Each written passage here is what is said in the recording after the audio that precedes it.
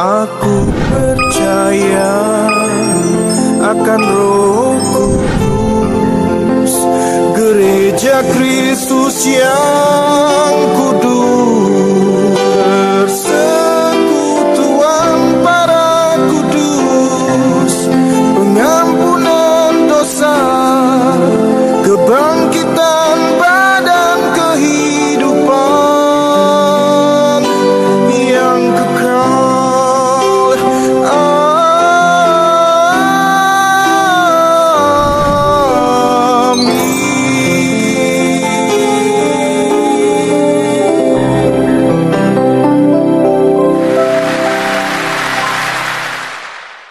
Keith NESTER adalah mantan pendeta Protestan dengan lebih dari 20 tahun pelayanan penuh waktu.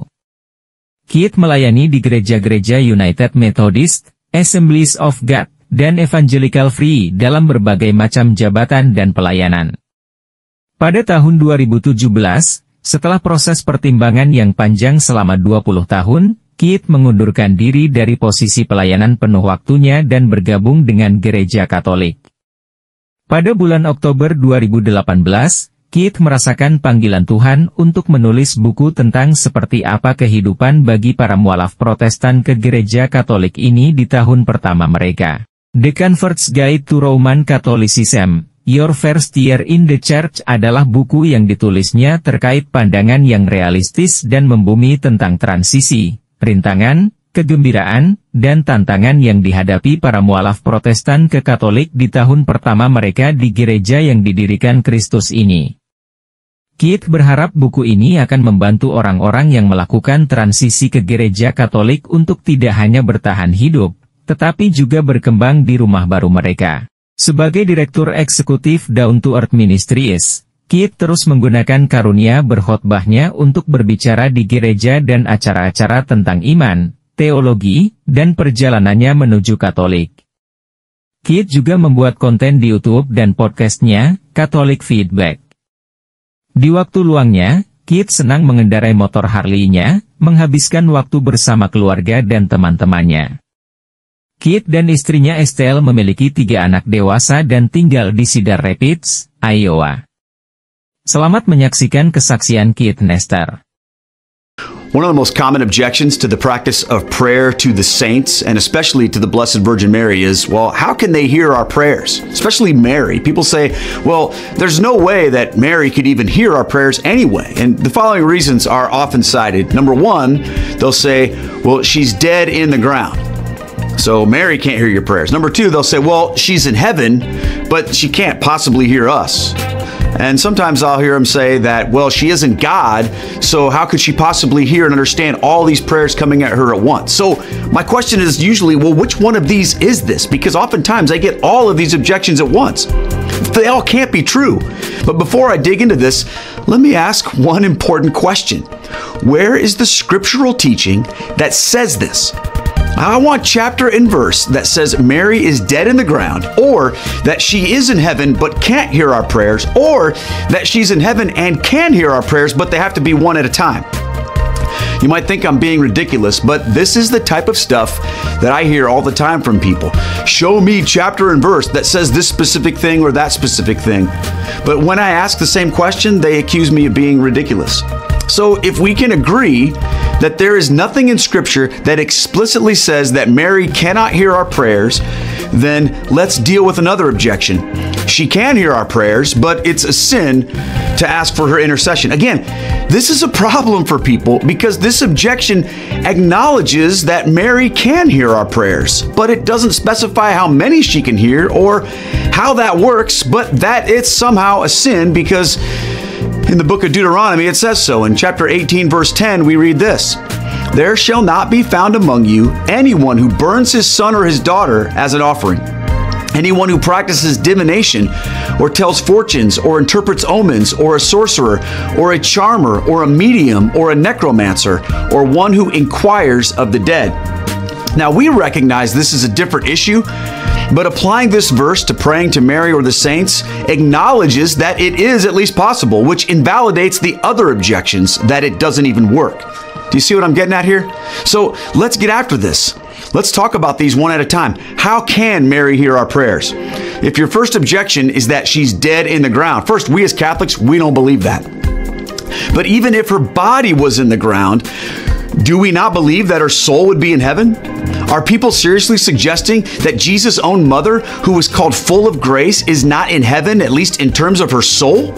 Now, of course, as Catholics, we believe that her body is there too, but if you believe that only her soul is there, then I guess you believe that you must have some sort of supernatural knowledge unavailable to anyone else. Now, I do realize that there are some who believe in what's called soul sleep, which is the belief that after someone dies, their soul is unconscious until the day of the return of Christ, or as some people teach, the rapture. These views are incompatible with so many things taught in the Bible. So in essence, I think that if the debate is just about soul sleep, then it's not just about Mary. If that's the case, then the prohibition in Deuteronomy is not really applicable because it's impossible. We would also need to deal with other problematic verses like 1 Peter 3, verse 19, where Jesus preaches to the souls in prison, and the story of Lazarus and the rich man in Luke 16. But for me, the most important verse is Matthew 22:32, where Jesus refers to the saints as living. He says he is the God of the living and not the dead, referring to Abraham, Isaac, and Jacob. Okay, so what about the objection then to say, well, she's in heaven but can't hear us? Hey, how do you know that? In Hebrews 12, we read that we are surrounded by a cloud of witnesses, which is of course referring to the saints. In Revelation chapter 5 and chapter 8, we see saints in heaven praying. We also know that those in heaven rejoice when a sinner repents. Okay, well, then maybe she's in heaven and aware, but she's not God and she can't hear more than one prayer at a time. Well, nobody has made the claim that Mary is God or is somehow omniscient and knows all things. So how can she hear all these prayers? Hey, I don't know how all this works, and neither does anyone else. Just like I don't understand how spiritual beings have sight and hearing when they are functions of physical organs like eyes and ears. Just like I don't understand how Jesus can be God and God's Son at the same time, but we believe that.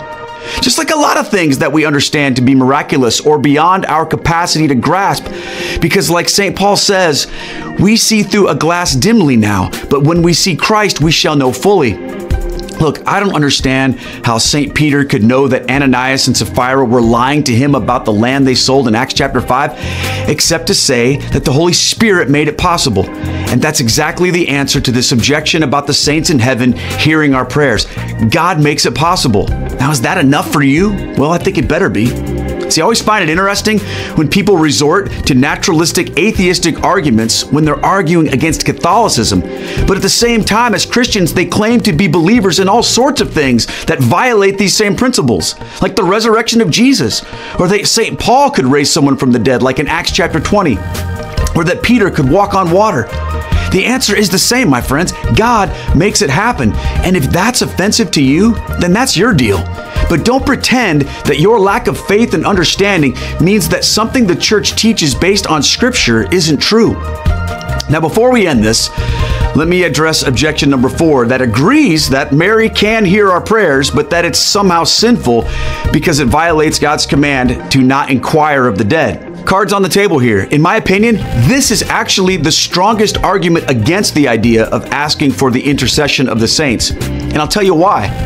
Because I do think that some people do violate this command. Now, that might shock you and it may offend some of my Catholic friends, but I need to be real here. There are some Catholics and Protestants too, by the way, whose practice of their faith can become superstitious and can cross this line. Now, I think I'm going to make another video just about that in the future because that deserves its own treatment. But let me just briefly say that the practices of divination and necromancy that were being called out in Deuteronomy are not the same thing as what the Catholic Church officially teaches with regard to Mary and the saints. And that's what we need to pay attention to, my friends. Those practices involved conjuring spirits for the purposes of gaining knowledge and power in this life. And this is not what the Church teaches with the intercession of the saints. The Catechism of the Catholic Church states, all forms of divination are to be rejected. Recourse to Satan or demons, conjuring up the dead, or other practices falsely supposed to unveil the future. This is from the Catholic Catechism, paragraph 2116. So the difference is the practice of necromancy is all about seeking information and power from the dead, whereas asking the saints for their intercession has nothing to do with that. It's something far different. But remember, when we discuss this issue, we have to get to the heart of the matter. This is about something that for many people seems just so foreign and strange and freaky. Well, just so Catholic. And for some people, that alone makes them freak out. But it's also important to examine these issues without an inherent anti-Catholic bias. That's the only way we can see if, in fact, it makes sense biblically and practically. Now, you may have other objections to prayers to the saints and to Mary, but hopefully the mechanics of it won't stand in the way anymore. Thanks for watching, friends. Take care, and God bless. Aku percaya akan Roh Kudus, Gereja Kristus yang kudus.